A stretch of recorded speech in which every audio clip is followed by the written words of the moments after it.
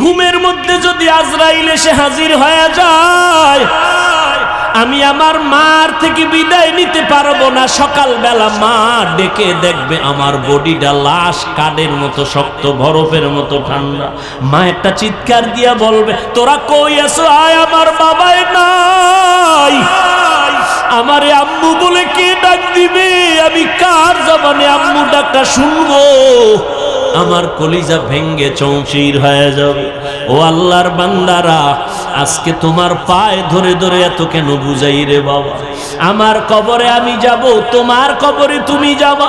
আমার কবরের জবাব আমি দিব, তোমার কবরের জবাব তুমি দিবা। এরপরও কেন এত কষ্ট করে পায়ে ধরে ধরে বিনয়ের সাথে বুঝাই রে বাবা?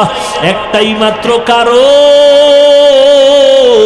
কোন জ্ঞানী বাবা মা চায় না তার সন্তান বিপদে পড়ে যাক। কোন একটা বাচ্চা পানির পার্শ্বে বসে খেলবে, কোন জ্ঞানী ব্যক্তি তারে দেখিয়া রাখিয়া যাবে না। যদি ভইরা যায়, সন্তানের উঠাইয়া গার্ডিয়ানের হাতে দিবে। ওলামায়ে কেরাম পায়ে ধরে ধরে দেখতেছে, তুমি আজকে দাড়ি কামাইয়া বেপর্দায় চলিয়া জাহান্নামের আগুনের পার্শ্বে বসে খেলতেছো।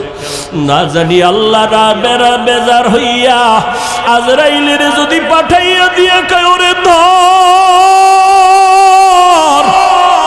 তোমার নাচ গান শুনতে অবস্থায় যদি আজরাইল আসিয়া রুহুটা খপ করিয়া টেনে ধরে বসে, ও বাবা, জাহান্নাম ছাড়া উপায় নাই।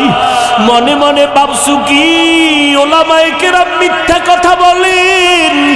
১৫০০ বছর হয়ে গেল, আজও পর্যন্ত কোরআনের একটা ভুল কেউ বের করতে পারে না রে বাবা।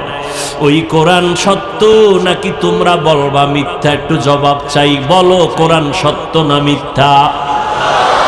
ওই কোরআনে জবাব দাও। ওই কোরআনে জান্নাতের বয়ান আসেনি?